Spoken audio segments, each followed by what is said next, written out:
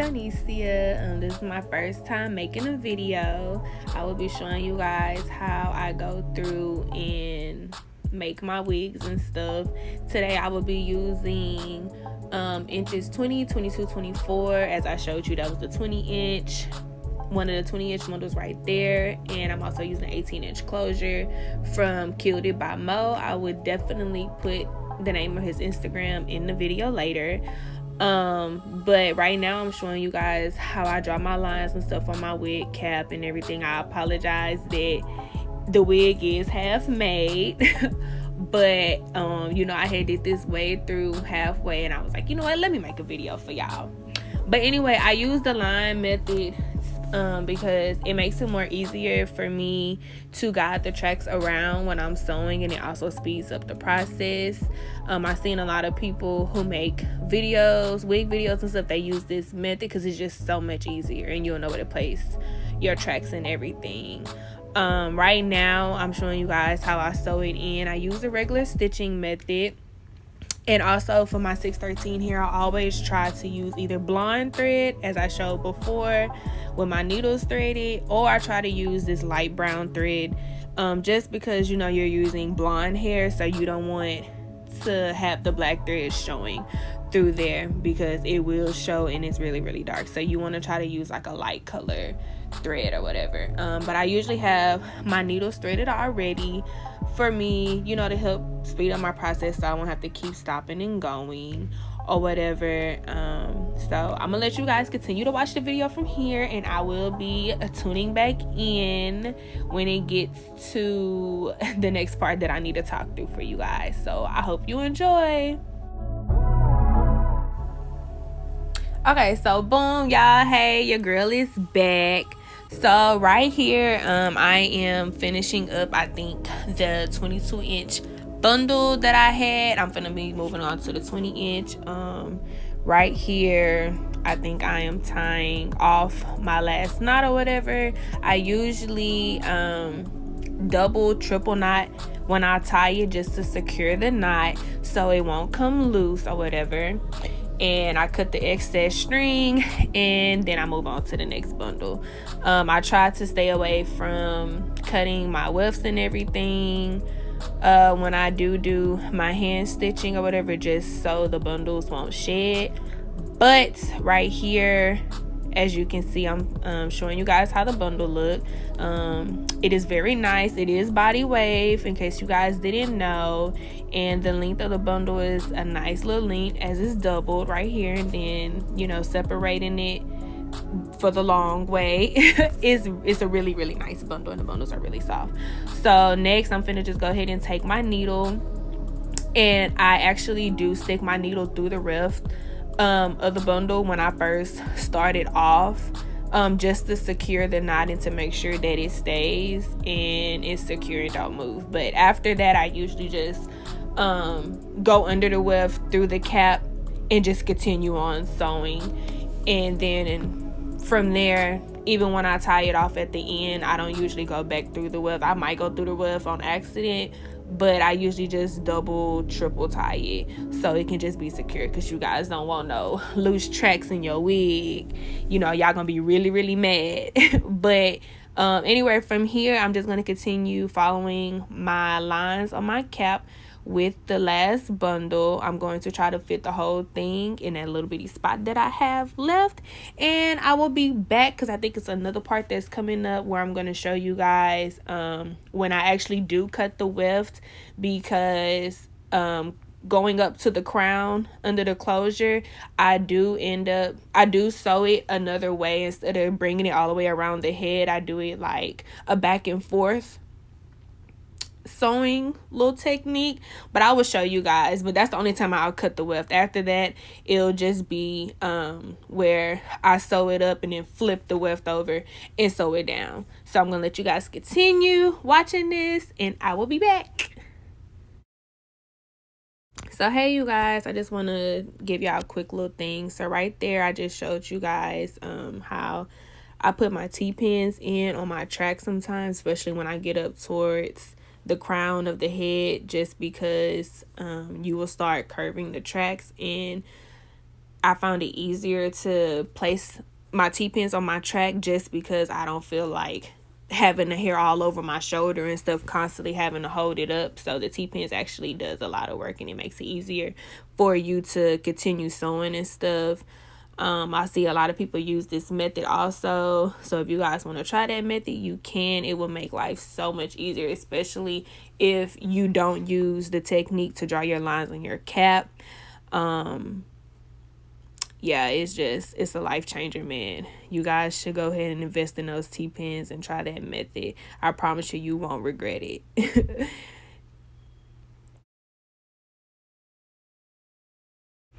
All right, so hey you guys, I'm back right here. I had just got done finished sewing on that little piece. So right here, that is the little piece that I am going to use to finish off the hair. So right here, I'm showing you my lines that I drew. The technique that I was talking about I'm going to use is the side to side method, or however you want to call it. I don't know the correct name. I just call it the side to side. But basically, I'm going to go from each side, and instead of me cutting the weft again like I did before this, I'm just going to flip it over and just continue sewing it all the way up until I get to the top of the closure. And it is another part of this video where I'm going to show you where I don't usually sew my hair all the way up to the closure. I leave like a little gap, but I will show you guys in a few seconds or a minute. So yeah, I'll be back.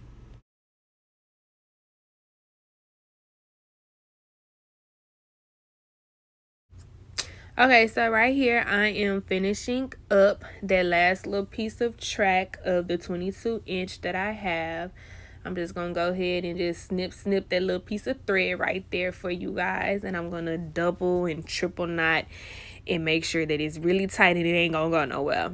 And then I am gonna go in and cut off that little excess piece of hair that's hanging right there. I think it was only probably like 3 inches of the track from that last bundle. I usually try to fit it in anywhere I can, but I ain't feel like doing that. The wig was already full and stuff, so I'm just gonna place it to the side. And boom, right here I'm going to show you guys, this is where I leave a little gap between my closure and that last track.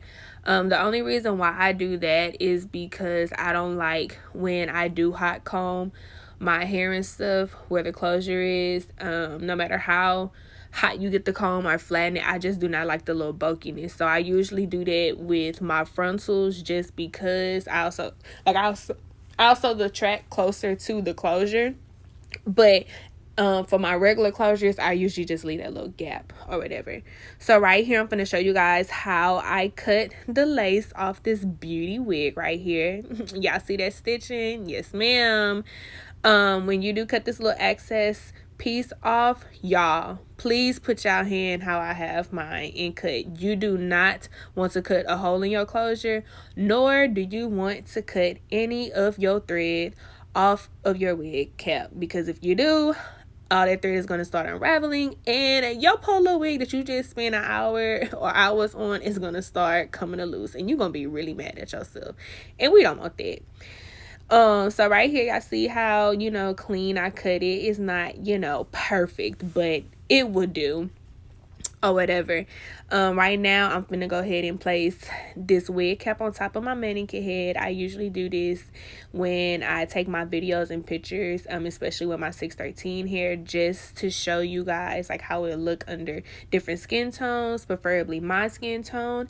I am going to use excuse me, I'm going to use my powder foundation that I got from MAC. I just slap it on that thing like that. I don't really have no simple technique. I just slap it on there. Y'all see that? Just dab it. And I'm going to place the wig back on top. This just helps like to show you guys how the lace will look, where your skin tone will look under the lace, and of course with the parting and everything. With the different types of lace that they have now, a lot of people like to show how it'll look on different skin tones. So right here, I'm going to add some more because, I missed that little piece down there, so y'all can see how that lace look on top of my skin tone. And it actually look nice. So So next, I'm finna go ahead and pin down my closure at the top, just to keep it secure, you know, so it won't be sliding everywhere and stuff.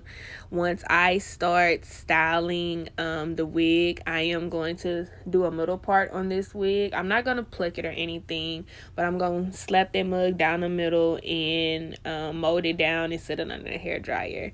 So right now, I went to go get my little stuff I need: your water spray, Mousse by Apple G.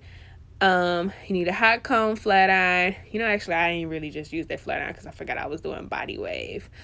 I think next I'm finna bring out my heat protectant, my hair polisher, and my wax stick I use to mold down the top of my head with my hot comb. And like I said, I'm gonna go ahead and slap that mug down the middle.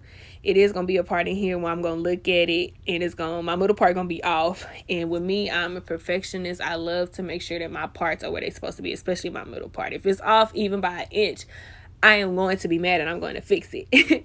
But anyway, I spray down the top of the closure, you know, to make it easier for me to get it laid how I want. And then once I get it laid how I want, I'm gonna pop some mousse on there and I'm going to sit it under the hair dryer for like 10 minutes on high, just so it can dry and mold. And then I'm going to go through and lay the baby hairs, and I'm going to sit it under the dryer for probably about like, I think I put it under there for like 10 or 15 minutes, and then take it out, and then I'm going to start styling. And I will be back to let you know what styling tool I used on it in the finished product.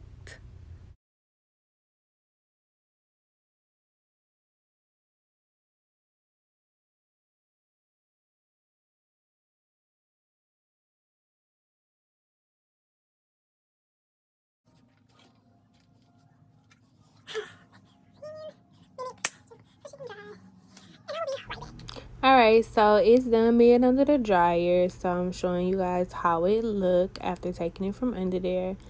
It's not completely dry, but it's dry enough for me. So right now, I'm finna go ahead and style it. This is what I'm gonna be using: my bed head wave something. Just to add more waves into the hair, because you know I did brush out the waves, the original for the body wave or whatever. So I just want to give it that extra to it. But now I'm finna just go ahead and lay these baby hairs real quick, and I'm gonna slap that mug under the dryer for a couple more minutes, and I will be back to show you guys how I styled the hair.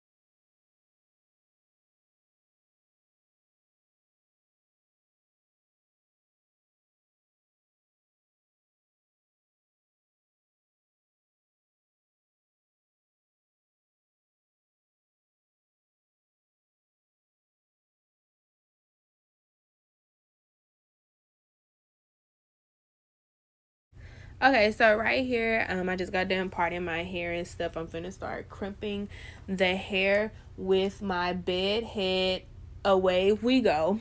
That's the correct name of it. I had to look at it and actually tell you guys the right thing. I actually did get this from Ulta.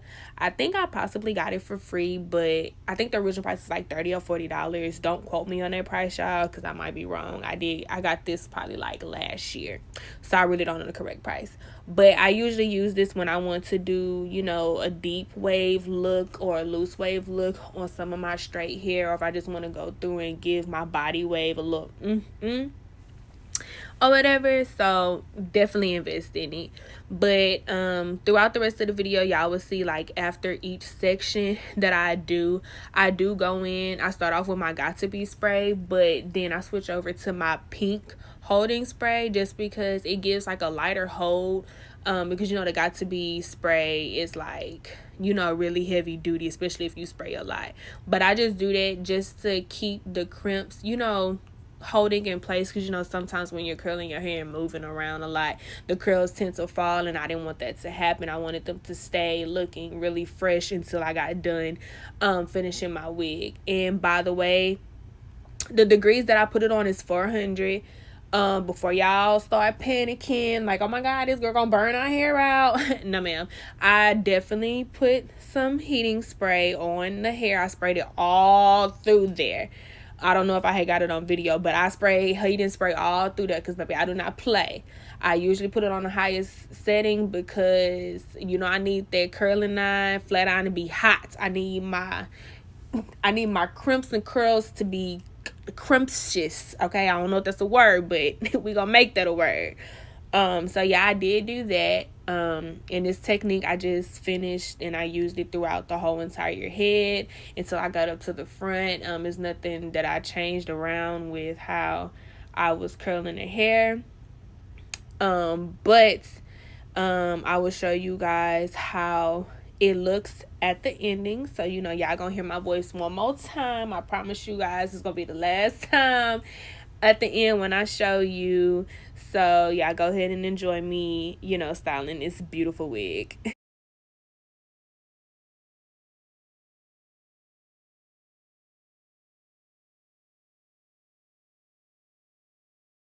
Alright, so boom, I'm done with the look. I'm finna show you guys how it looked from the front and stuff. Y'all can't tell me that I did not slay this, okay? Baby hairs is on point, crimps looking crimpalicious and everything. Alright, so I hope you guys enjoyed this video. If y'all can, please follow me down below on my Instagram page. And I will be giving y'all more videos in the near future. Thank you.